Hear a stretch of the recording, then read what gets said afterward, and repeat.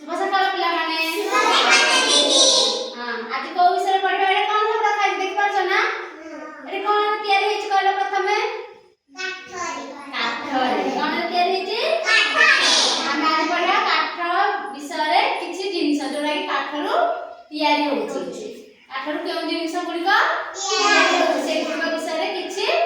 जानिबा बा सिखिबा बुझला।